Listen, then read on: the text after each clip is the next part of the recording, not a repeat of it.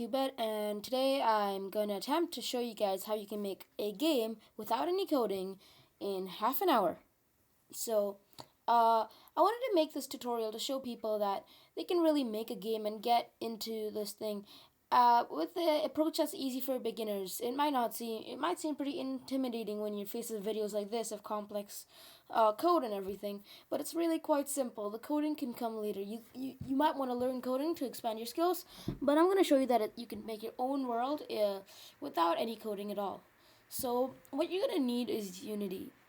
Unity is a free game creator software, and you can download it at unity3d.com. The latest version is 5, so if you haven't, make sure to update at 5 if you haven't already.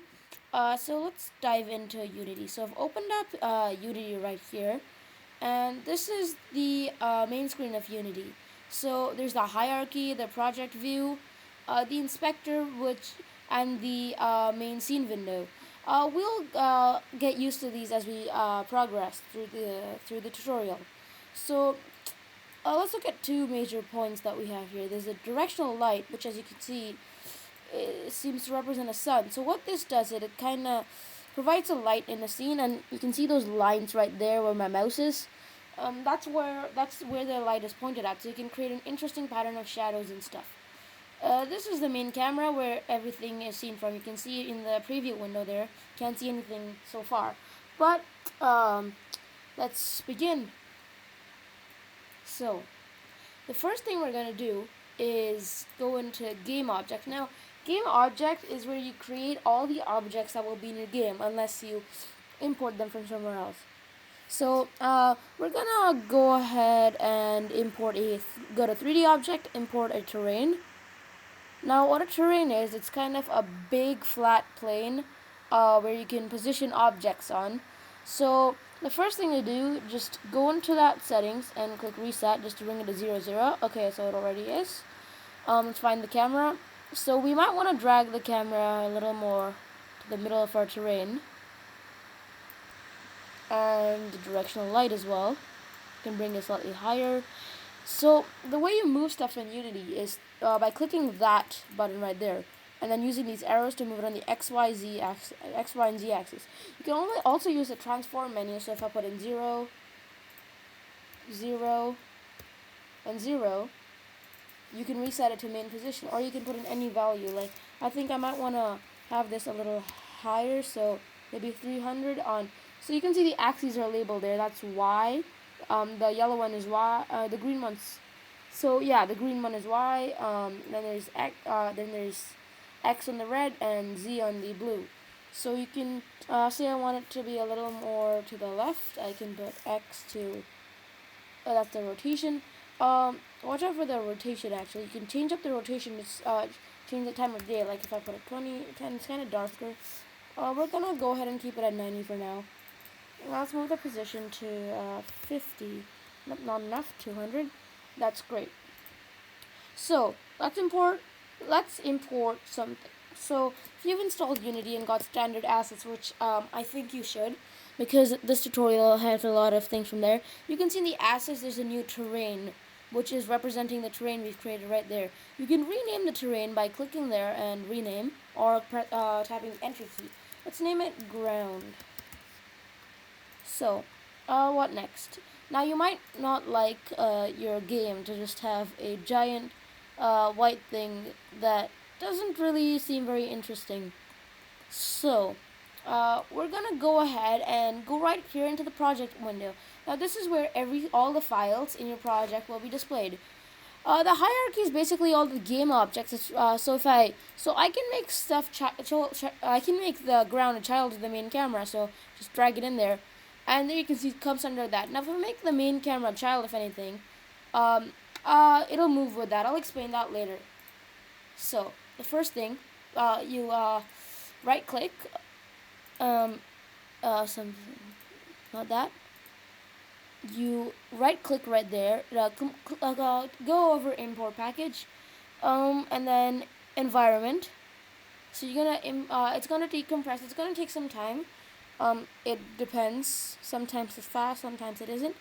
Then you just you can uncheck stuff you don't want, but we'll just import everything for now. So it's gonna just import the package. You see right there. And there are quite a few interesting things that come in this package. We'll explore them as we go along. So while this is loading, let's take a view over again. This is the scene window. You can change the tab to the game window, asset store, and animator. The inspector is where we examine objects. If you notice, when we transform the camera, something popped up here. So this is where you can add programs to your objects, but we're not going to look at that right now. So this is almost done. Right here, we're just gonna for a few more seconds. You might want to pause out now and go out. Skip a few seconds. And there we have it. Standard assets. So if you click on the standard assets and go into environment, you should then go into terrain assets, surface textures, and then you come up with these. Now these are Unity's default textures that come with it. So what we're going to do now is we want to have the plane a little grassy, so we're going to click that and drag it straight over. Okay, there's another way to do this. We click that, and then right there on the inspector pane, you see it says terrain. So what we're going to do is add a texture. We're going to drag grass hill albedo there. You drag them into both windows, and then you want to set the size of the tiles. So I'm going to go for a 34 by 34 because our plane is quite big. And there you have it. Our plane is now a grassy shade. Let's get the lighting figured out on this one. The lighting is important because, okay, so there's a directional light. The lighting is important because you always want to illuminate in the best way possible. We can also change the color of the light. I want to make it a little more white right here and there. So it's going to look a little unreal, but let's stay with it for now. So we have our grassy plane now. And now we need to make something on it because obviously it looks pretty boring. So in the inspector pane, on the terrain window, we can go up to there. And then we can, so this is the raise lower terrain option. This is where you might want to create mountains and things like that. So we're going to go ahead, take that brush. We're going to set the opacity to about 35. The size to about 54 and the opacity about 35. And we're going to take this and we're going to click. Now it's very faint, but as you go along, you might see it. There's a formation of bump on the ground. So the higher the opacity, the more strong this bump will be. So I'll just build it around a bit. You can reduce the opacity for a while and go with slightly shallower items. You can click and drag as well. Now as you can see, this doesn't look that good. So what we're going to do is, in the inspector pane, we're going to click this option right here called Smooth Height. So you just choose your opacity. Let's make the opacity slightly higher. Let's make it 100. And let's make the brush size 100 as well. So just go around, click for as much as you want until you like the way everything looks. I'm just going to smooth all the curves. It really depends on your preference if you want them more jagged or more smooth. So I like them smooth, so I'm just going to and the more you beware that the height also sort of decreases when you do that. So there you have it. This looks a lot more like a real formation of a mountain. So let's continue. It seems to be okay. So now we obviously want some trees because it looks very dry indeed. So what we're gonna do, well actually first, mountains aren't always grassy. I'm just gonna make it a little taller around there. It's gonna make the ground a little higher. Remember, you can do whatever you want. It doesn't really matter. It won't have much effect on what happens in this tutorial. So Next, we're gonna put in some textures on the mountains to make it look more lifelike. So you go back to the paint texture option, but this time when you click edit textures, you click add texture. And then you might wanna, from the same folder, drag the cliff albedo specular thing into both of the windows. You can keep the tiling at 15 because we're going to cover a smaller surface, and click go. So now that we have, now we go back to our ground, and you can see now there's cliff albedo right there. So now we have a brush. Let's make the brush size 50, about 50. The opacity about 70. And now you can see, I think the opacity is too much. Let's keep the opacity around 30.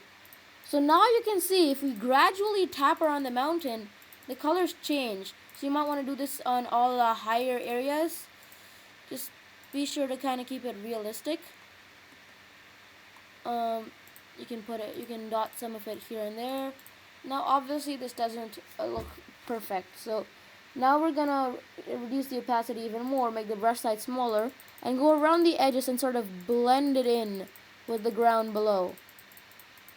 That allows it to feel much more realistic, and it kind of mixes the two colors. So the more you click, the more cliff albedo you can see. So I'd say this looks pretty good.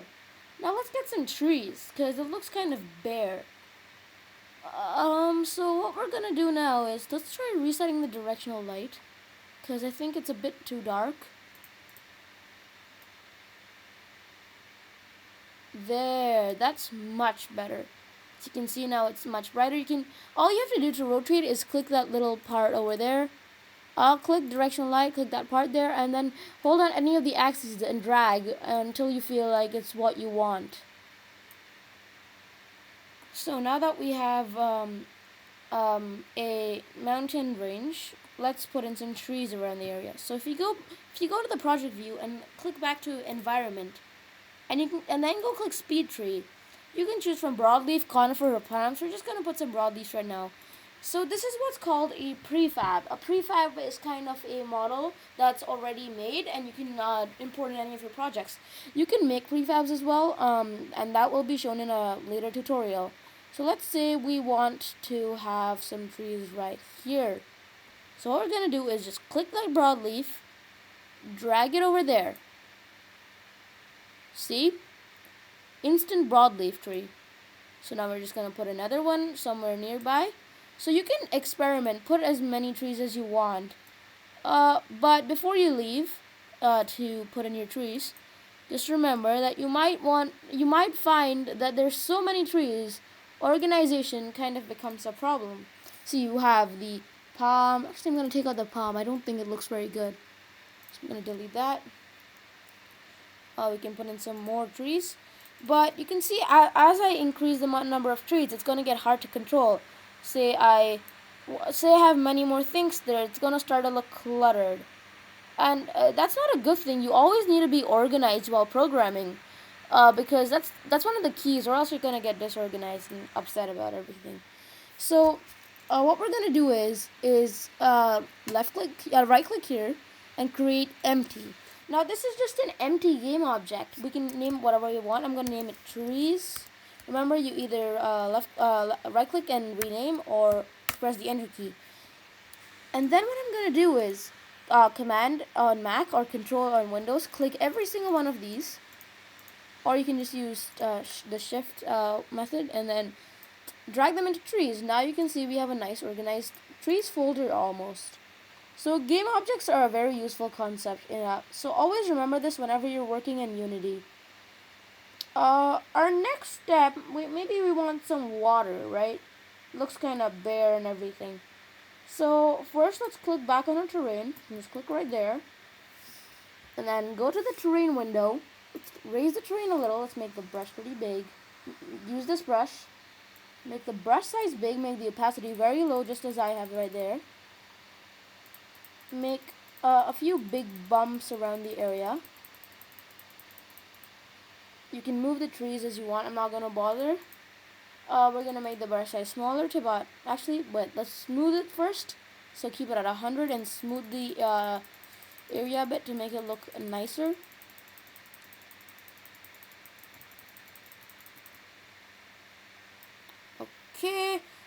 perfect, but that will do. So then we go into raise lower terrain again.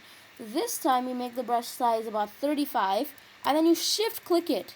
So you can see when you shift click it, it actually goes back down, which is pretty useful because you might want to create like a lake or something that needs to be lower down. So I'm just gonna make that a little lower so we can access our little crevice there. And as you can see, we have a nice little hole in the ground. Let's go back and smooth it. Remember, always smooth it if you want your game to look good. So I kind of want to fill this area with water, but first I feel I don't want grass right there. So we're going to go back into environment, terrain assets, surface textures, and sand albedo. So we're going to click on our terrain, go to paint, the paint terrain option, add a texture. There you have it. We drag the sand albedo. You guys are probably familiar with this now. And then we just add it. Take this, take a paintbrush again. Make sure your opacity is pretty low. Click around, and there you have it. It's a nice kind of blended color. Say we want the river bed, the lake bed to sort of be even darker color. Let's try. Actually, I've used this texture before, mud rocky normals. I feel even though it kind of looks weird right there, it doesn't look that bad once it's down. Keep the opacity low though because it's quite prominent. Let's take it up to 20. And there you can see we've kind of created a rocky bottom for the lake. So now let's fill this with water. We go back in terrain assets, back to environment, in the project window right here. Go to water, and go to prefabs. Now we've already talked about prefabs before. So click Water Pro Daytime.prefab, drag it right there, and let go. So now we've created a water object and it's come right there. So now it only covers about the middle part. So let's go back to the controls, or you can use the transform menu right there. You can drag it up, but it doesn't look big enough, which allows me to introduce another concept. If you click that button right there, you can actually increase the size of something based on the axis. Again, this can be done on the scale option in the transform window in the inspector pane. Make this a little bigger, wider, so it kind of covers. Be careful not to go outside the cliff right, like I did right there at the bottom, because that would look unsightly. Oh, let's go back into position. So we need to increase it on the y-axis because it's too low. So let's go to y and make it about 20. Oops, that's rotation. Be careful because yeah, so it's 4.5. Let's make it 20. Too high. 15. Still too high. 10. Yeah, 10 looks about perfect. Let's adjust the size again. So I'm just gonna make it slightly smaller that way. I'm gonna actually move it this way a bit as well, just so it doesn't kind of overflow into that little area there. Let's click on our terrain again. Obviously this requires a lot of editing. I'm just gonna raise the terrain there a little. Great. So this looks almost perfect, but how are you gonna actually play this game because there's no characters or anything? I'm gonna show you the easiest way to do this. Go back to assets. Right click, import package, characters. So just like importing the previous package, which was the environment package, so you're just gonna click import. Again, you can deselect something if you don't want it. I'm just gonna go ahead and import it right now to save some time. So it's gonna take a few minutes, seconds, depends. I just wait for the loading bar to complete. Now it's just gonna take a while. I don't know, it really depends. Sometimes it's fast, sometimes it's slow.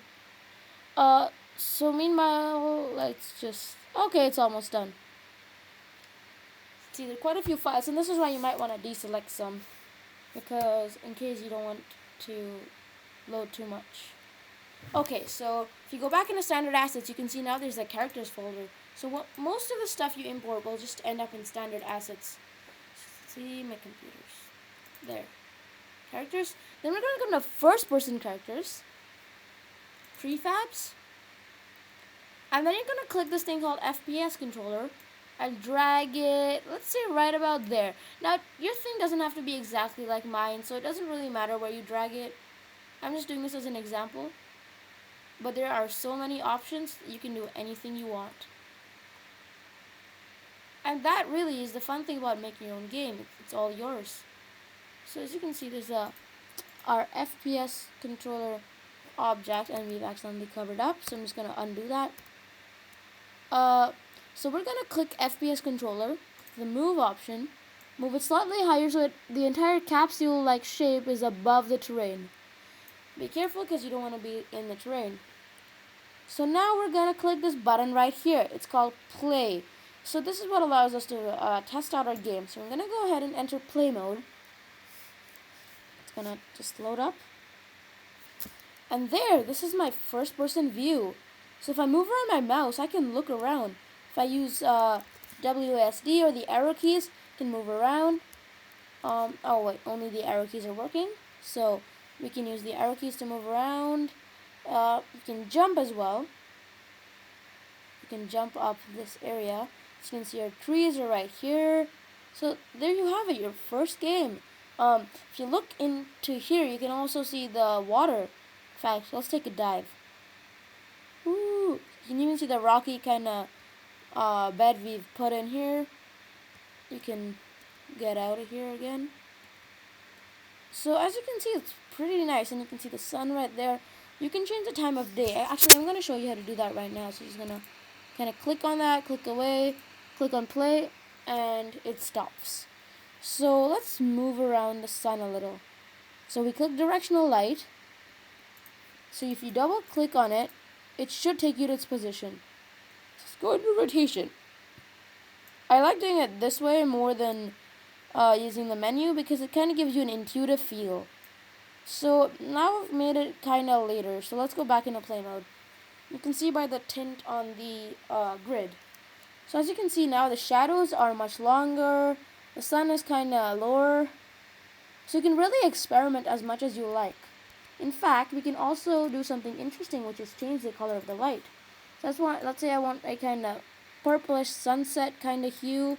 Let's make sure to keep it reasonable.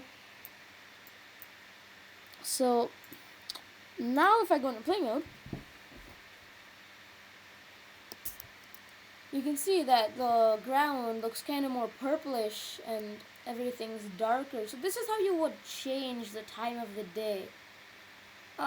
And that could be important if, say, your game goes through day-night cycles or you just want a night game. The options, as I said, are limitless. So let's just quit play mode right here. And yeah, so that's very interesting. In fact, if you want to look at the programming behind the script, there's a first-person character script inside the first-person character folder. You should have got mono developed when you downloaded Unity. So it's just going to load up right there. And as you can see, there it is. So you can, sometimes if you're using it on Mac, it might say something, just close that off. So this is all the code behind it, but we're not going to bother with that. So there are also other things you can do, like with the inspector. You can also go into debug mode, which shows you some different stuff right there. Some of the physics options are the rigid body, which kind of creates the object as a rigid sort of body. That's kind of the basis of most of 3D objects. So let's recap what we went over. We went about trees, the ground, directional lights, waterproof daytime, FPS controllers, and the main camera, of course. We don't really need the main camera anymore, so we can just right-click it, click delete, and we're done. So other things you can also play around. You can create many kinds of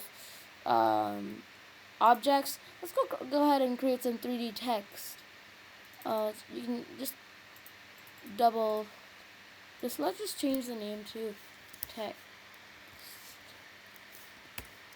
And to change the actual text, let's go let's get out of debug mode and go back to normal mode. So so here we have a text mesh component. As you can see, you can add components by clicking that. So let's go to double click hello world, and you can write whatever you want, but I'm gonna just put in my channel name. So QBed, gonna text object, drag it over down, move it down. So this is a cool way, like you can even make it much smaller. So some of the challenges with Unity really is getting the right perspective, because it's a 3D game and it is a challenge, but it's worth it, and you'll end up enjoying it quite a bit, I think. I mean, I really enjoy learning Unity, and you know, being able to figure out how to make my own game, because it's kind of cool. You know, we all want to make our own games when we play them. And okay guys, so there it is. Thanks for watching. I hope you enjoyed the tutorial. As always, if you found it helpful and you think someone else might as well, please send this video's link to them. Thank you. Bye.